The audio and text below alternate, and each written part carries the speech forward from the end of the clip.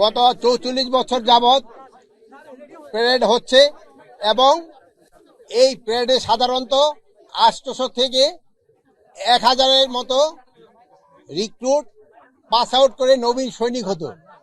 এবারে প্রথমবারের মতো ৩,০০০-এর অধিক নবীন সৈনিকদের প্রশিক্ষণ দেওয়া হয়েছে এবং এই নবীন সৈনিকরা বিভিন্ন ইউনিটে চলে যাবে এবং তাদের এবার এত বেশি রিক্রুটমেন্টের একটা মূল উদ্দেশ্য ছিল নির্বাচনটা যেন শান্তিপূর্ণভাবে, সুষ্ঠুভাবে এবং নিরপেক্ষভাবে এবং উৎসব মুখর হতে পারে। এই জন্য কিন্তু তাদের এই প্রশিক্ষণ তাড়াতাড়ি কমপ্লিট করে তাদের বিভিন্ন ইউনিটে পাঠাতে দেওয়া হচ্ছে। তারা এই আগামী 12 ফেব্রুয়ারি যে আমাদের জাতীয় নির্বাচন, এই নির্বাচনে তারা অংশগ্রহণ করবে।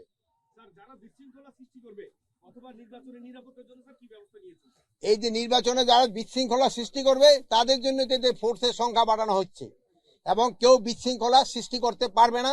আপনারা যদি সবাই সহযোগিতা করেন, নির্বাচন খুব শান্তিপূর্ণ ভাবে হয়ে যাবে। বৈধ রাষ্ট্র হলো মিয়ানমার, আর আরাকান আর্মি হলো দখল করে আসছে পুরা আমাদের যে রাখাইনের বর্ডারটা, এই বর্ডারটা পুরা দখলে আছে আরাকান আর্মির হাতে। মিয়ানমার আর্মি কিন্তু বর্ডারে নাই।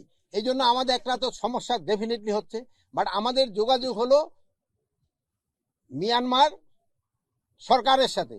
তা আমাদের কোনো কিছু হলে আমরা প্রতিবাদ জানাই মিয়ানমার সরকারকে, বাট আরাকান আর্মি যারা এখনো বর্ডার আছে তাদের তো আমরা এখনো বৈধতা দেই নেই এবং তারা যে বিভিন্নভাবে বর্ডারে যে আমাদের কিছু কিছু সমস্যা সৃষ্টি করতেছে তা আপনারা জানেন।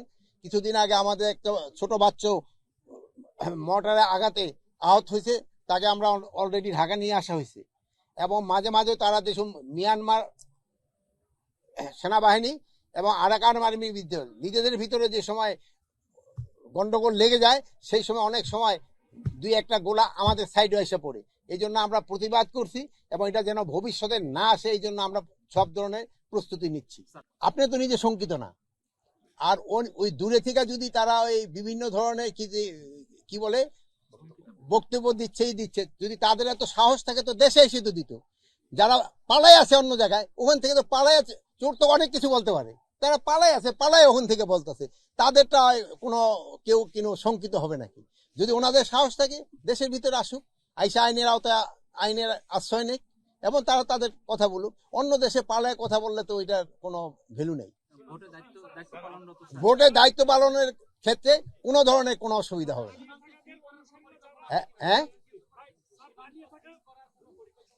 সীমান্ত সিল মানে কি? সীমান্তে তো সবসময় এই বাহিনী অলরেডি মোতায়েন আছে। সীমান্ত দিয়া যদি কেউ কোনো রকমের কোনো কিছু সৃষ্টি করতে চায়, কাউকে ছাড় দেওয়া হবে না, কাউকে ছাড় দিতে হবে না। না, পালিয়ে ছাড়া আমাদের বাহিনীর ভিতরে কোনো নাই, পালাই ছাড়া আমাদের বাহিনীর ভিতরে কেউ নাই।